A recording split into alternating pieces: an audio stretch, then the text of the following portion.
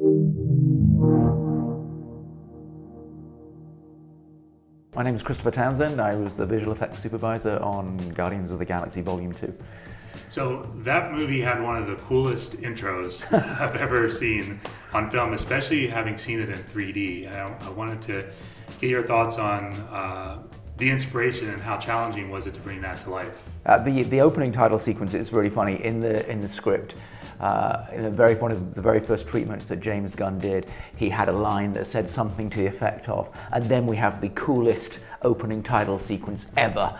It's like, okay, great, well let's see what we can do. But he's an incredibly visual director, James, and he knew exactly what he was after, and he was meticulous in his description of the scene and of the whole way that the title sequence particularly would play out, down to where the camera would be, how high off the ground it would be, what the depth of field would be, and then everything would be out of focus, and then crazy colors, and then obviously in the foreground you'd have little baby Groot grooving away. It was a shot that was envisioned at the very beginning to be a single take, a single shot, and it overall I think it's 2 minutes 59 seconds. I think so. It's a 3-minute shot. Certainly the longest shot I've ever done in visual effects, and it was almost all CG. When we originally talked about it, we discussed this idea of we were going to build a partial set, and the DP at the time, initially said, "This is great. We can shoot this. We'll put it on a bungee rig, and we'll do this, and we'll cut down low." And he was coming up with all these crazy ideas, and I was thinking, what? That's never going to work. This is Marvel. We're going to tweak and tweak. We spent, I think it was 7 months with Third Floor doing the previs, based on boards that based on a description of this in the screenplay, and then on boards that he did.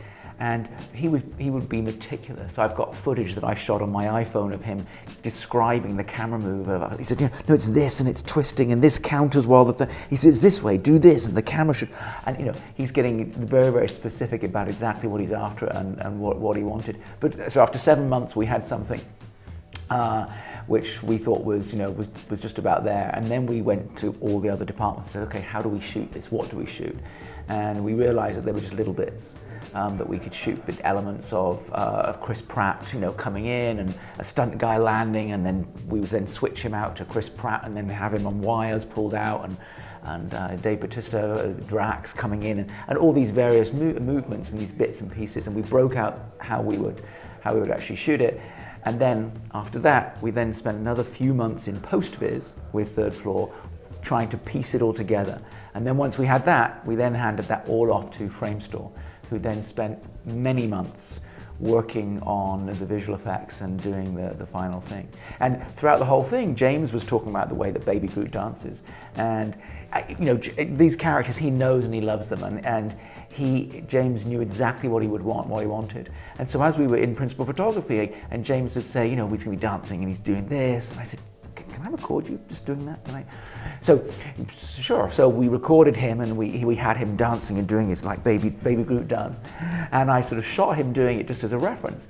And then we gave that to Framestore. They started working. Halfway through post-production, they decided to change the song, which changed everything in terms of the beat of the dance and everything else. So I then went back to James with the new song, with Mr. Blue Sky by ELO. And I said, okay, we need to do it again. And we set up this time 4 cameras, and we recorded James going through, and I directed him going through all the different beats of what we wanted, and the da, and the kind of these moves and all this crazy Groot stuff.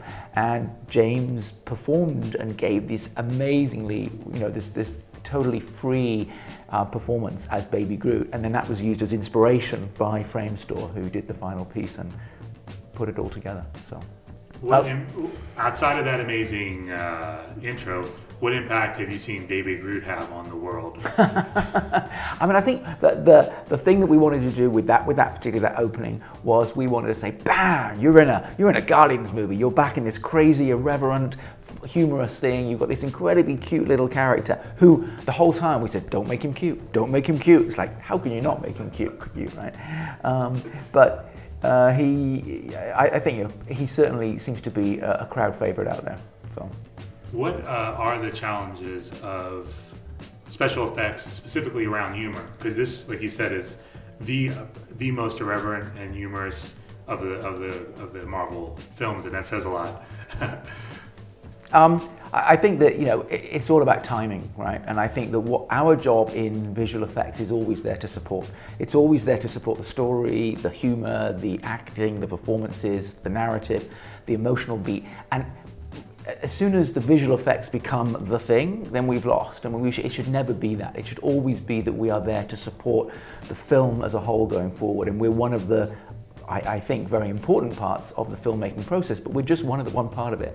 And so you have to have a director like James Gunn who has that innate sense of what is funny and what isn't, and you just have to believe and go with, you know, trust what he does and sort of follow his lead and give him all the bits and pieces that make up the surroundings, the sort of embellishments to hopefully, you know, never step on the humor. And I think visual effects is, you know, we can make things, you know, when there's a hit, we can make the hit harder. When there's an explosion, we can make the explosion bigger. You know, but you have to have innately the sense of, you know, whether it's a dramatic beat or a humorous beat, you have to still maintain the story point going forward and never step on that.